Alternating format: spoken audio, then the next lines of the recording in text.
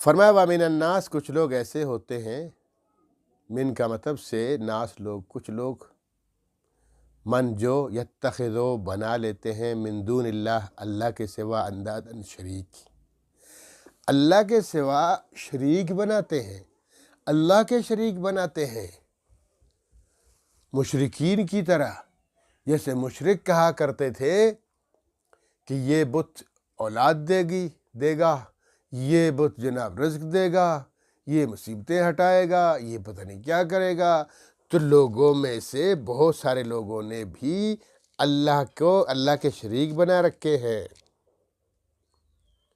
کسی سے بات کرو کہ یار میری اولاد نہیں ہوتی، ہاں اولاد سے نہیں ہوتی، جاؤ داتا کے دربار پہ ایک دیگ چڑھا کے دیکھو، پھر دیکھو کیا ہوتا ہے، اولاد ہوگی۔ جاؤ سائیں کلندر کے مزار پر دیگ چڑھاؤ، پھر اولاد ہوگی۔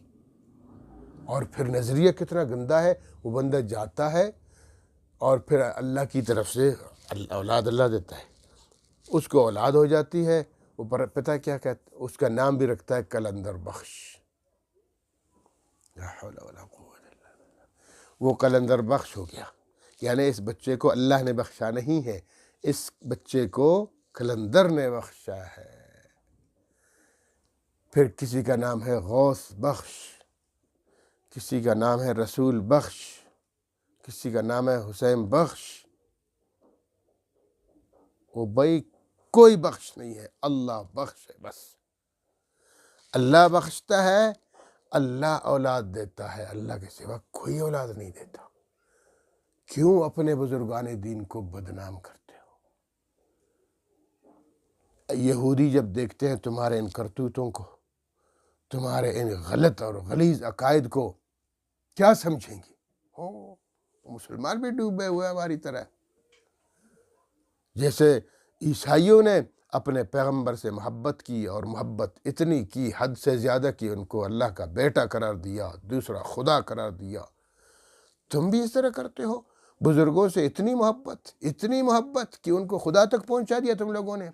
اب شرک کرنے لگے، اولاد بھی ان سے مانگتے ہو، برکتیں بھی ان سے مانگتے ہو، اور جناب رحمتیں بھی ان سے لے لیتے ہو، رزق بھی ان سے مانگتے ہو۔ نہ کرو، شرک ہے، کفر ہے۔ پھر ہم میں اور کفار میں کیا فرق رہے گا؟ کفار بھی یہی کرتے تھے اور ہم بھی یہی کرتے پھریں گے۔ اپنے اولیاء کی تعظیم کرو، ان کے نقش قدم پہ چلو، بس۔ باقی یہ الٹی سیدھی حرکتیں مت کیا کرو۔ فرمایا وَمِنَ النَّاسِ کچھ لوگ ایسے بھی ہوتے ہیں، مَن یتخذ من دون اللہ، جو بنا لیتے ہیں اللہ کے سوا اندادن شریک۔ آگے فرمایا یحبونہم کحب اللہ، ان سے ایسی محبت کرتے ہیں جیسے اللہ سے محبت کی جاتی ہے۔ ہاں، معلوم ہوا کہ دیکھیں اللہ جیسی محبت کوئی کسی سے نہیں کر سکتا۔ عیسائیوں نے محبت کر لی اپنے نبی سے، حد درجہ محبت کر لی، اللہ تک پہنچا دیا، تو کفر میں گئے۔ تو اللہ رب العالمین یہاں بھی فرماتے ہیں بہت سارے لوگ اللہ کے ساتھ شریک ٹھہراتے ہیں، پھر یحبونہم، پھر ان سے محبت کرتے ہیں، کحب اللہ، ایسی محبت جیسے اللہ سے کی جاتی ہے۔ شرک کرتے ہیں، پھر اللہ کی ذات میں شرک، پھر اللہ کی صفات میں شرک۔ جب توحید بیان کی جاتی ہے، پھر یہ جو مشرک قسم کے لوگ ہیں جن کے عقائد بگڑے ہوئے ہیں، ان کو تکلیف ہوتی ہے، توحید، یہ ولی اللہ کی گستاخی کر رہا ہے۔ بھائی کیوں گستاخی؟ اللہ نے کہا قرآن کریم میں، ہم وہی بیان کرتے ہیں۔ یاد رکھیں جتنے اولیاء کرام، انبیاء کرام گزرے ہیں اور علماء کرام گزرے ہیں بڑے بڑے، ان سب نے توحید کی دعوت دی ہے اور رسالت کی دعوت دی ہے۔